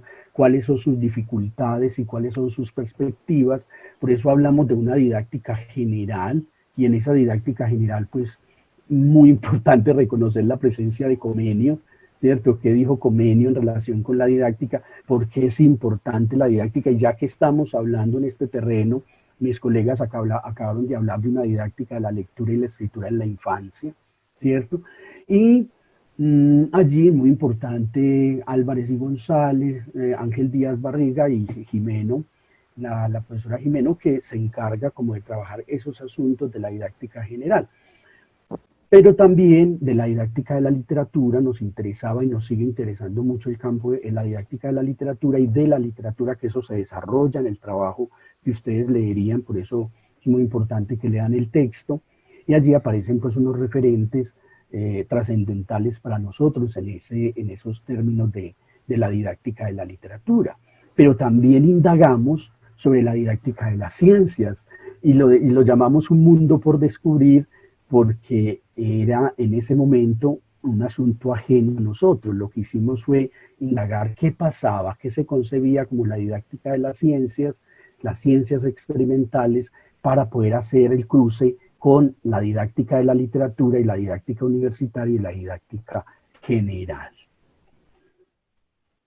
Todo esto nos llevó a crear un concepto y que se esboza más o menos en el artículo, que es la estética en la ciencia y la literatura como mediación, ¿cierto? Entonces allí encontramos varios grupos de escritores que se habían dedicado a pensar esa relación entre las ciencias y la literatura. Entonces encontramos 4 grandes grupos importantes para poder pensar esa estética en la ciencia, y son profesores de las ciencias básicas dedicados a pensar el tema de la relación entre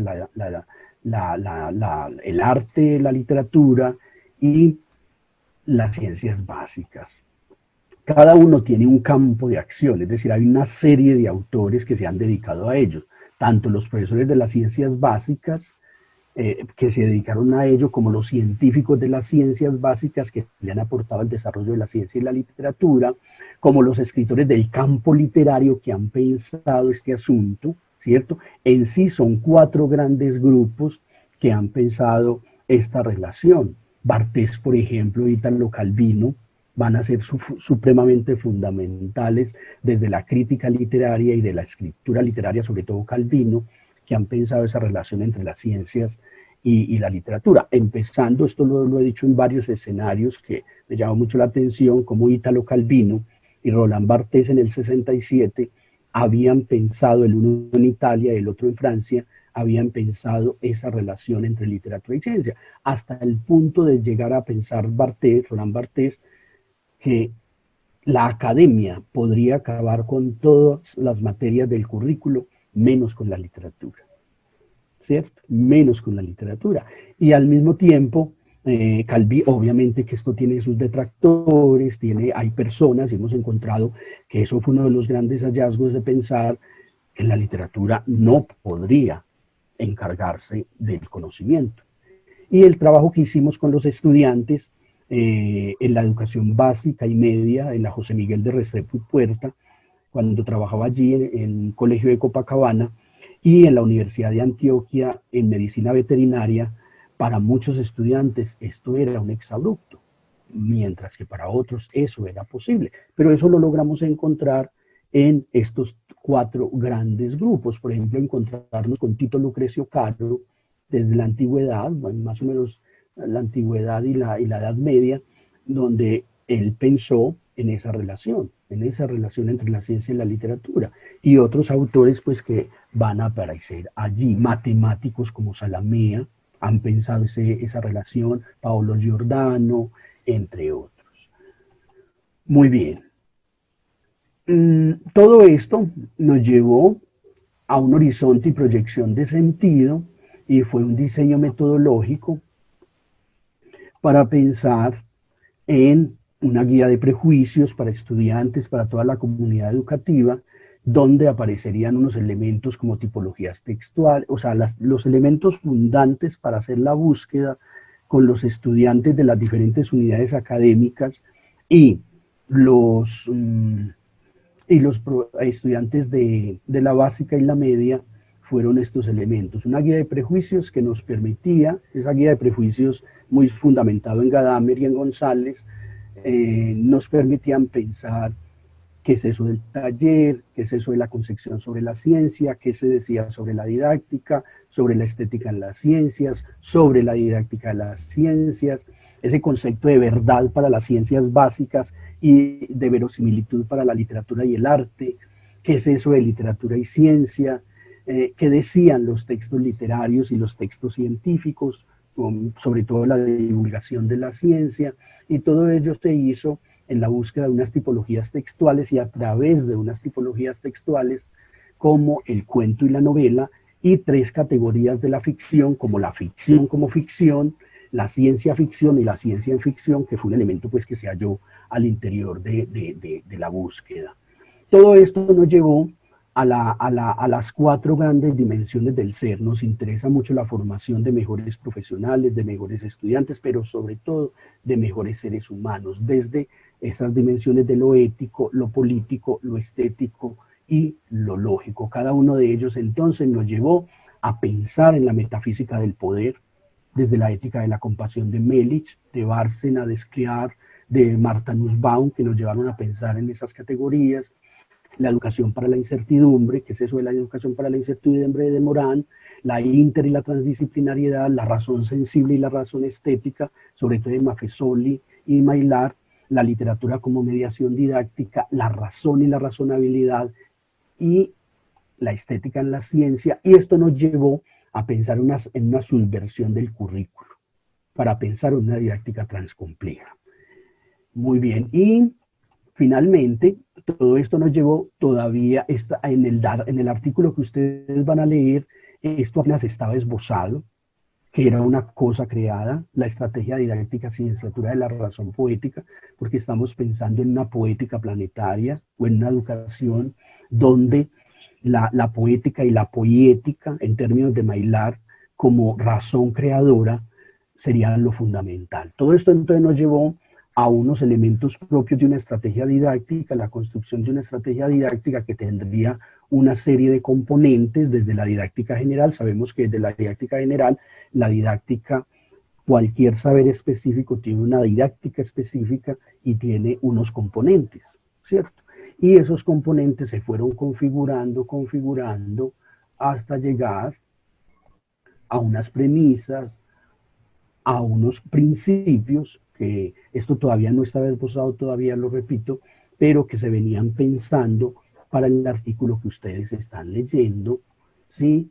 Finalmente llegamos a una conclusión a unas conclusiones que aparecen en el texto, y es donde decimos que la didáctica atraviesa los procesos de enseñanza y aprendizaje en todos los niveles educativos, pues como ciencia dedicada al estudio de estos procesos de lo acontecido en los espacios académicos, es el epicentro de los procesos de enseñanza y aprendizaje. Hemos visto que la didáctica como ciencia encargada de estudiar estos procesos que van desde los cognitivos, afectivos, disciplinares, comunicativos, hasta llegar a los ámbitos de lo social, lo cultural y hasta lo económico, en relación con el ascenso de los sujetos en las escalas que la misma sociedad demanda, se hace imprescindible para todos aquellos que habitamos el mundo de la escuela. Finalmente, entonces, le damos gracias al profesor Rubén Darío Hurtado Vergara, gestor de este proyecto, colega y amigo entrañable. Gracias por todo, y sobre todo es como la invitación a pensar en términos de Morán en una poética planetaria, en una educación planetaria, donde lo humano se haga presente, pero donde obviamente los objetos de estudio no se dejen a un lado. Necesitamos mejores profesionales, mejores seres humanos, pero que los puentes no se caigan, ¿cierto? Entonces, es una invitación a que leamos el texto, y de nuevo, muchas gracias. Muy bien, profesor Norberto, infinitas gracias por sus palabras. Entonces, vamos a dar un espacio para la pregunta, para las preguntas relacionadas con estas presentaciones. Entonces, vamos a abrir el espacio para este diálogo. Una recomendación es que las respuestas sean lo más concisas posibles. E igualmente las preguntas también sean lo más concisas y precisas.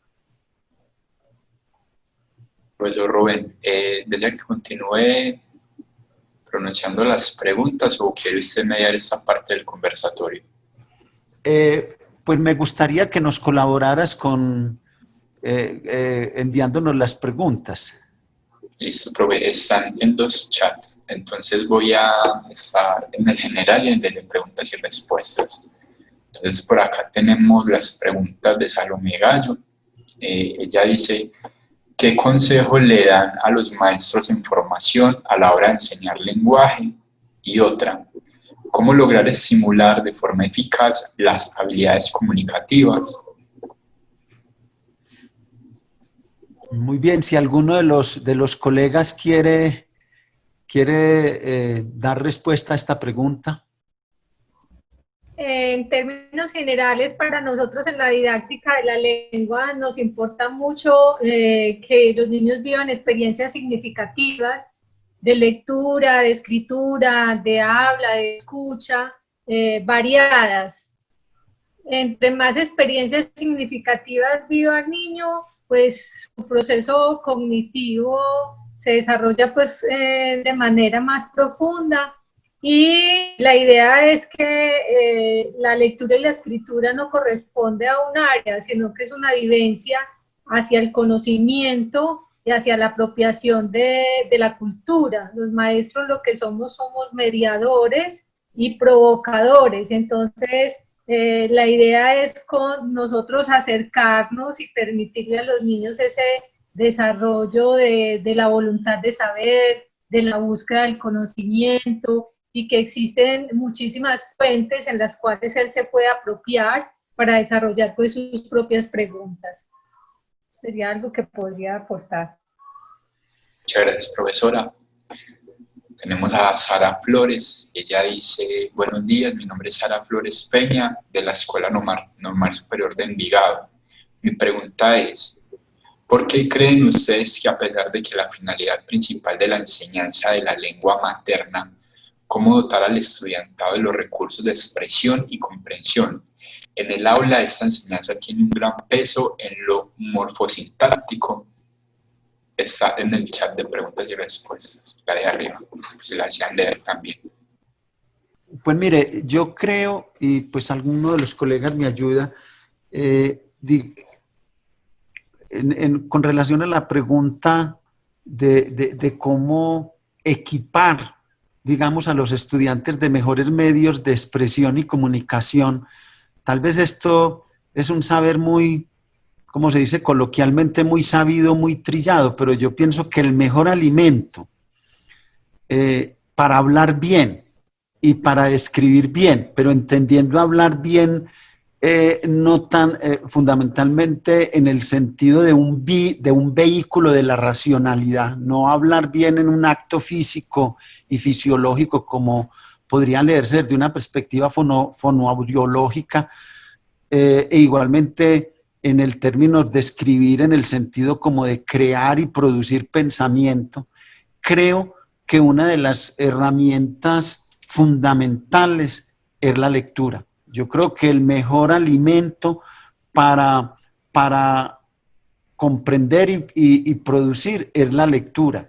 Entonces, digamos, es desde muy temprana edad iniciar a los niños y en las niñas en el mundo de los libros. Es decir, porque uno finalmente, digamos, para escribir, además de los elementos lingüísticos, necesita ideas, necesita qué decir, qué comunicar.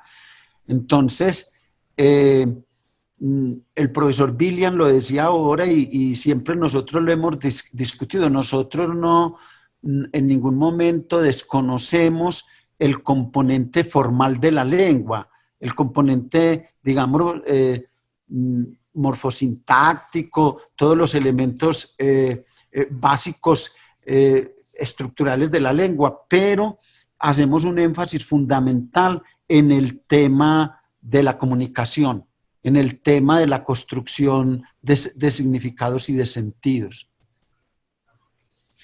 Profe, me gustaría ahí decir algo para complementar lo que está planteando. Sí, claro. Y es, claro, estamos completamente de acuerdo con ello, y es que la mejor manera de equipar a cualquiera en el mundo de la lectura y la escritura y de la cultura es con la cultura misma.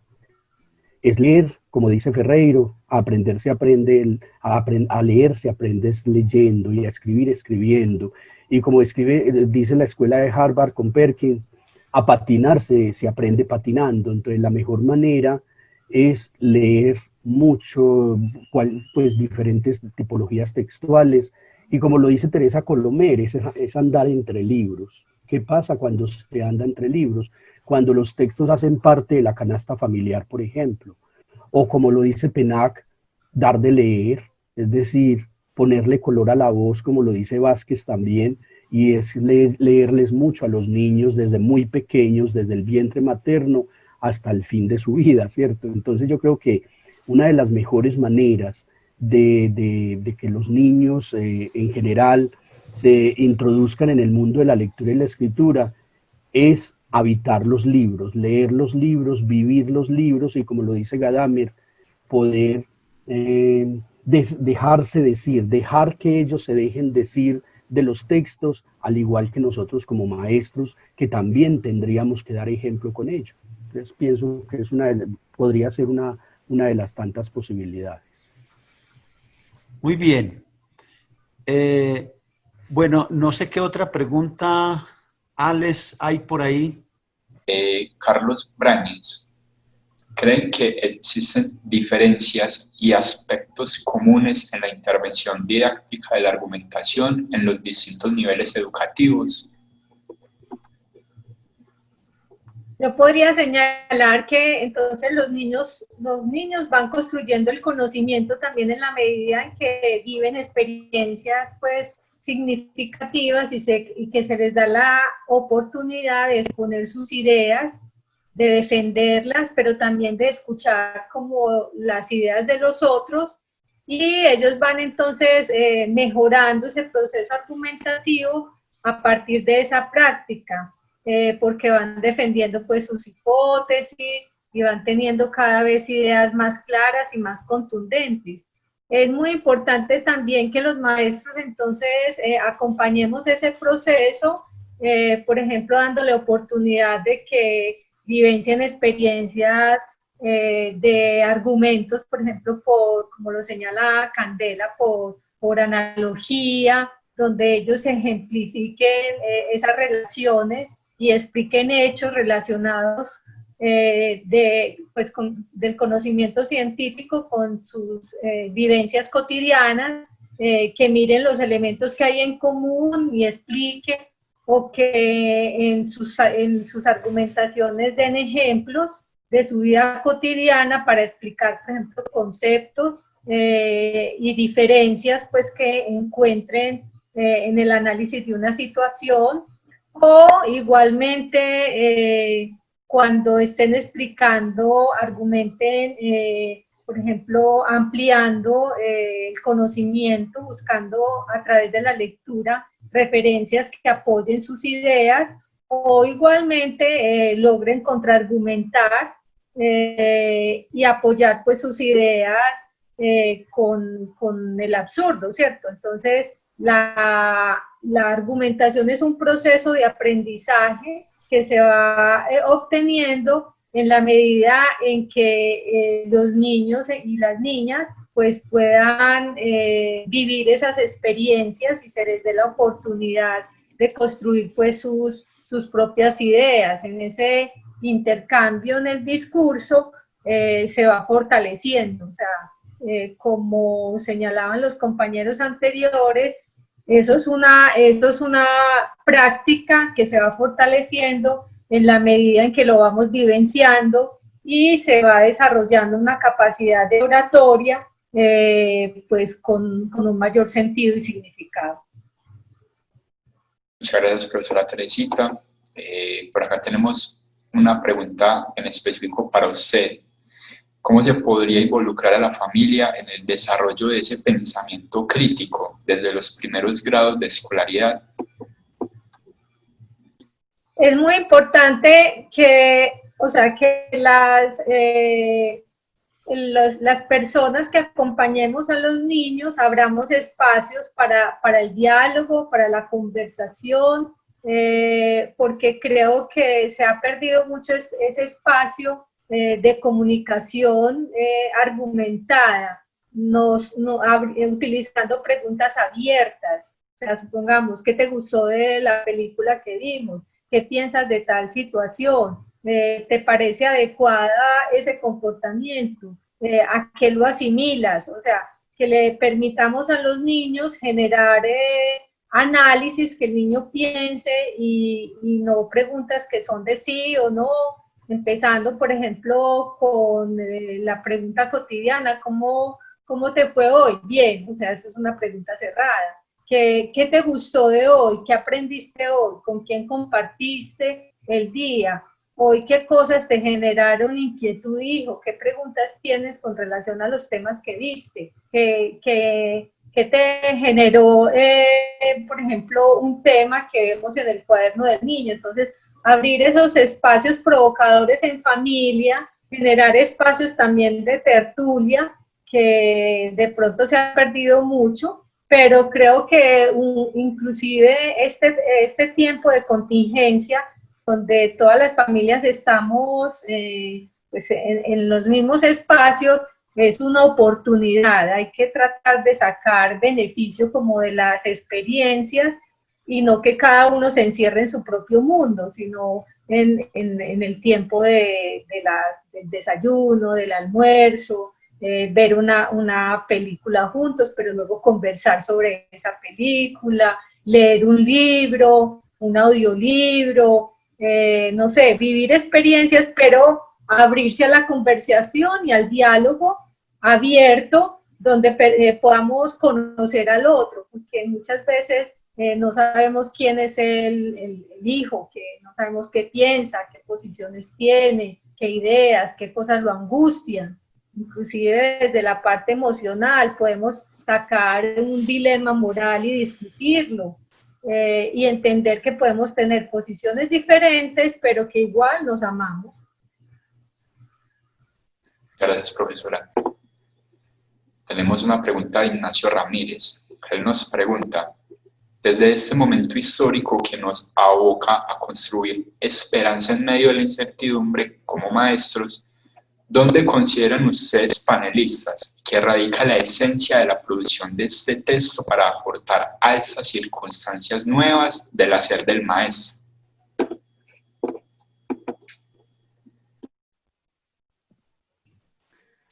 Yo pienso que hay un punto, digamos, como de los tantos que se podrían analizar ante las circunstancias actuales.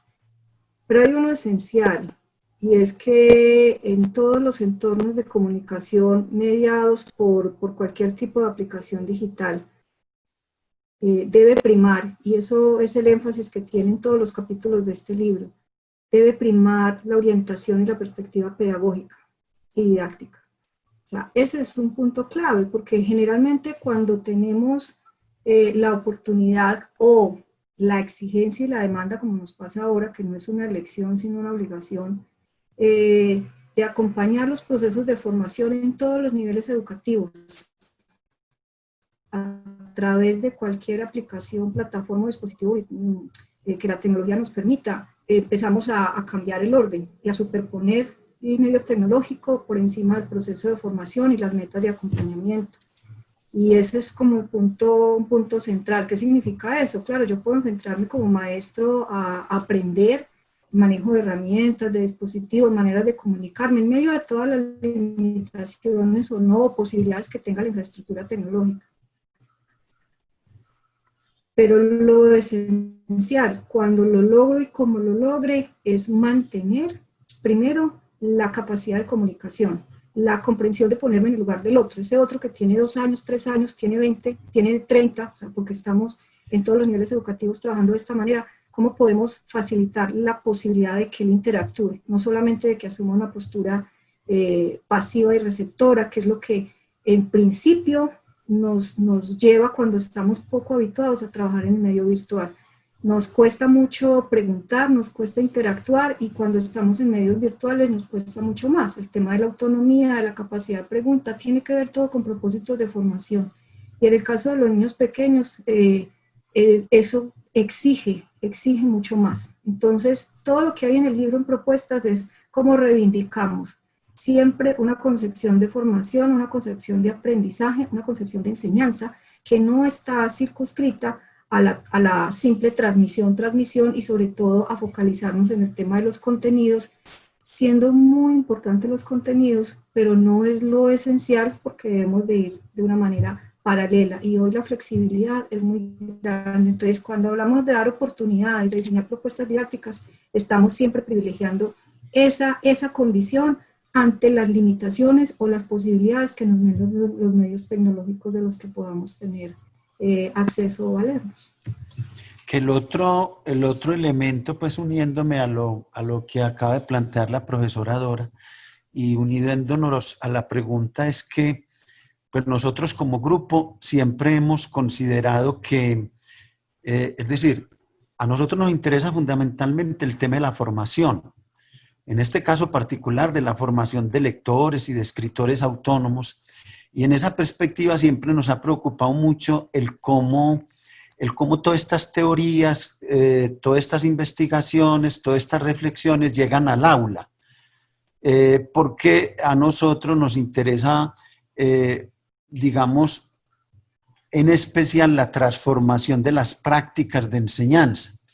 Entonces, un poco en la pregunta de cómo un texto como estos puede ayudar en este momento digamos, de la incertidumbre. Es decir, para nosotros una práctica cualquiera, aún la existencia misma, se transforma a través de la reflexión. Entonces, nosotros, por ejemplo, esperamos que, digamos, un libro como estos dé elementos conceptuales que les permitan pensar lo que hacen, y a partir de poder pensar lo que hacen, poder transformar las prácticas de enseñanza. Yo creo que uno de los legados importantes, digamos, que en esta facultad de educación que nos dejó la profesora Olga Lucía Zuluaga, fue ese concepto de saber pedagógico.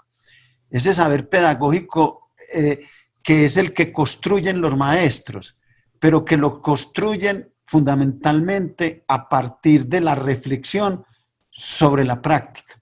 Entonces, uno de los elementos que nosotros pensamos que puede contribuir es a enriquecer la reflexión sobre lo que se hace, ¿sí? Sobre lo que se hace. Entonces, en ese sentido, pensamos o esperamos al menos que este texto contribuya a cualificar lo que todos están haciendo. Ese es el propósito. Que lo logremos o no es otra cosa, pero es un poco como lo planteamos. Y recuerdo, digamos para nosotros es muy importante la interacción, el diálogo, porque recuerdo en estos momentos esa gran enseñanza del padre del ensayo de Michel Montaigne, que decía que el mejor ejercicio del espíritu es la conversación, es el diálogo. Y por eso para nosotros es fundamental el promover el intercambio, el promover el diálogo.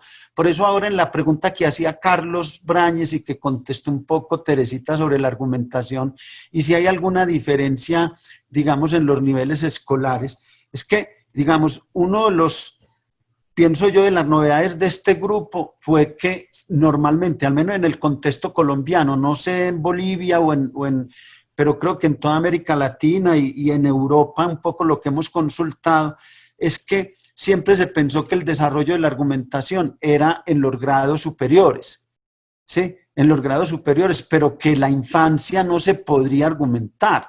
Y por eso para nosotros uno de los grandes aportes, creo yo, es que la génesis de la competencia argumentativa está en la infancia y que no se trata, digamos, de formalizar mucho eso, sino cómo problematizar. Y por eso el diálogo, la conversación es tan importante, porque no es solo, nosotros hemos hecho trabajos, Teresita lo planteaba ahora, de cómo a través de textos argumentativos, de las editoriales, de los textos de opinión, potenciar la competencia argumentativa, pero el mundo no es tan artificial, uno no siempre está leyendo editoriales y no siempre está leyendo textos argumentativos, y en los niños no siempre se escribe textos argumentativos, ¿sí?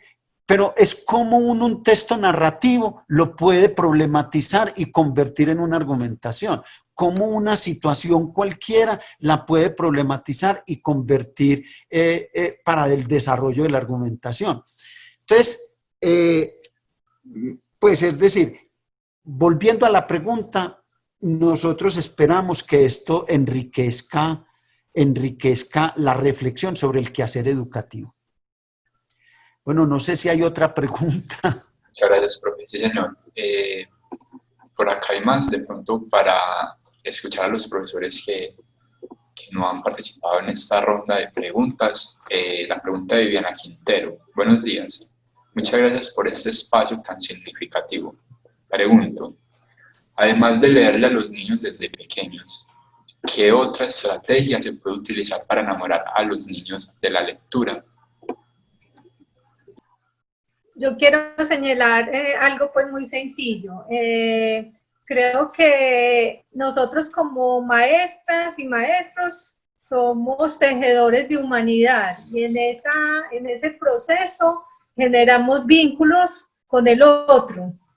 Pienso que el hecho también de que nosotros nos enamoremos de los textos y los niños nos vean leer, nos vean esa actitud de curiosidad, de ansias por el conocimiento, en ese vínculo que se crea con el niño también hay un modelamiento y una pasión que se despierta por ellos. A veces podemos primero cambiar en nosotros mismos y eso va a generar también una actitud en el otro de pasión, porque uno no le puede enseñar al otro lo que no es. Eso sería como algo que puedo señalar. Muchas gracias, profe. Quizás se podría complementar en este aspecto, recoger un axioma o un punto de vista trascendental que han sostenido todas las didácticas de todos los tiempos y de privilegiar el sentido. Pienso que en este trabajo de nosotros hay en todos una máxima y es buscar que la enseñanza se revista de sentido. Los niños se enamoran de los textos en la medida en que los entienden, se enamoran del lenguaje en la medida en que lo practican y en que encuentran que tiene sentido para resolver sus preguntas, para resolver sus inquietudes, que se refieren a su mundo social, a sus necesidades de vida, a aquello que quieren saber y aquello que les es cercano.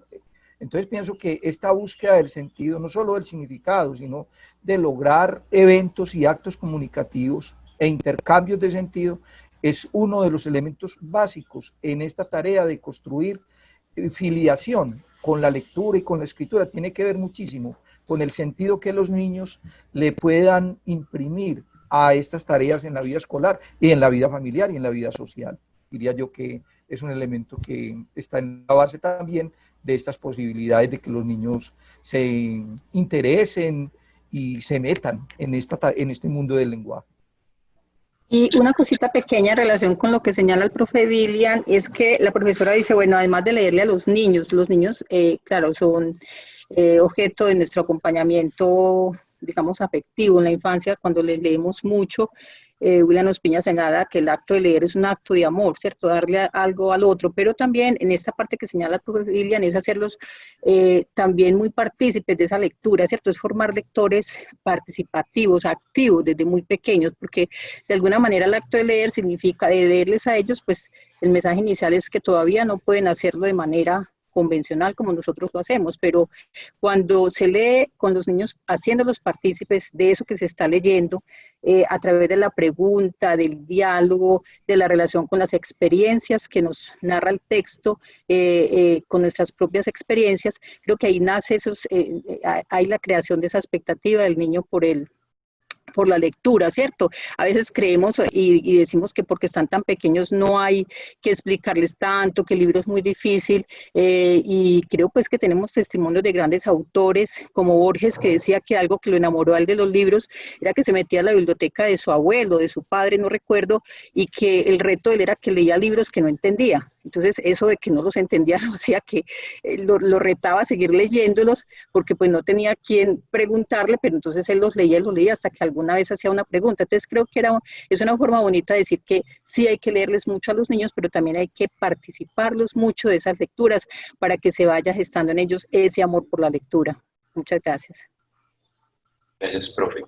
Creo que con estas intervenciones se da respuesta también a la pregunta de Marisol Oquendo. Entonces vamos a pasar a la pregunta de Ignacio Ramírez. Esta pregunta va para el profesor Norberto y dice: y el reto de construir sentidos y significados, como lo plantea, me gustaría escuchar al profesor Norberto según su artículo. Bueno, pues yo creo que con base en lo que estamos diciendo, lo que tiene que ver con la didáctica, los sentidos de la didáctica general, específica, universitaria, que todas apuntan a la formación y a la transformación del sujeto, y que cada uno de ellos tiene unos componentes. Yo creo que los sentidos y los significados estarían precisamente en la formación y en las intencionalidades y en las mediaciones y en los medios que abordemos en el aula de clase, ¿cierto? No, incluso en la casa, incluso en la familia. Entonces creo que cuando se elige un texto hay que tener un propósito central, hay que tener un propósito de por qué leo Las Mil y Una Noches, por ejemplo, o por qué leo El Quijote, o por qué leo cualquier texto argumentativo, porque aquí también, es decir, podemos pasar de un texto al otro, de un texto argumentativo a un texto literario. Yo privilegio, y eso sí lo dejo un poquito claro, privilegio mucho el arte y los textos literarios, pero eso no quiere decir que los textos argumentativos, expositivos y otro tipo de textos y otros formatos no estén en mi haber, ¿cierto? Y que los desdeñen, no, por el contrario. Entonces yo creo que eso de los sentidos, de los significados, pues hay que uno como maestro los debe tener claro. Por eso un maestro como sujeto de saber los tendría que tener claro, pero eso de alguna manera, incluso Jorge La Rosa lo dice muy bello en la lección, en ese bello capítulo 27, que es sobre la lección, habla de cómo en la amistad se puede, es decir, la amistad se puede forjar a través de unos regalos que nosotros le damos, de unas dádivas, y esas dádivas precisamente son esas mediaciones, y esas mediaciones son los textos, los diferentes formatos textuales. Entonces allí también, incluso en estos tiempos de confinamiento, la esperanza se cifra también a través o por medio del viaje de Ítaca, de llegar a Ítaca finalmente, pero a través de un viaje que nos proporciona o que nos posibilita la lectura y la escritura. No sé si respondería a la pregunta, pero creo que ese podría ser un camino, y en el texto se plantea, a pesar de que en el texto se plantea el asunto de la didáctica, insisto, y en el grupo insistimos, y ya lo hemos dicho, la didáctica y lo pedagógico son los dos acicates, y digamos que son los móviles, como lo diría Cortázar, de nuestro quehacer diario, tanto en el mundo de la escuela como en el mundo cotidiano. Bueno, digamos, digamos, cumpliendo pues con el tiempo que nos habíamos prometido, de dar 2 horas para presentar, digamos, este libro. Sé que todavía hay otras preguntas, pero invitamos a digamos, a los asistentes a que lean el libro y esperamos que el libro pueda suplir en parte las inquietudes, porque pues lo que hicimos aquí cada uno de nosotros fue simplemente esbozar en términos generales algunas ideas sobre cada uno de los capítulos. Yo quisiera para ir cerrando ya, porque un poco por el respeto al tiempo, pues nuevamente reivindicar un agradecimiento muy especial a cada uno de los integrantes del núcleo, digamos, los autores que ustedes en este momento acaban de escuchar solo hacen parte de, valga la redundancia, de una parte del núcleo. Hay otros colegas como la profesora Oliva Herrera Cano, el profesor Mauro Sosa, la profesora Astrid Quintero, Asned Restrepo. Un agradecimiento muy especial, igualmente a todos los participantes que año a año, este año lo hicimos de manera muy singular, pero logramos cumplir y logramos cumplir con este texto y siempre hemos tenido desde estos 17 años consecutivos una muy buena asistencia. Nosotros registrábamos aquí que oscilamos entre 132, en este momento hay 106 personas que han asistido tanto del departamento de Antioquia como del país y como de otras partes, como en este caso con la participación de Bolivia. Entonces un agradecimiento muy especial, igualmente un agradecimiento muy especial a la jefe de nuestro departamento, Sara Flores, que colaboró enormemente para que esto se hiciera, al equipo de comunicaciones de la Facultad de Educación, al director del grupo de investigación en el cual está escrito, digamos, este núcleo, que es el profesor Rodrigo Jaramillo. Entonces, un agradecimiento muy especial y yo creo que podemos dar por terminado este evento.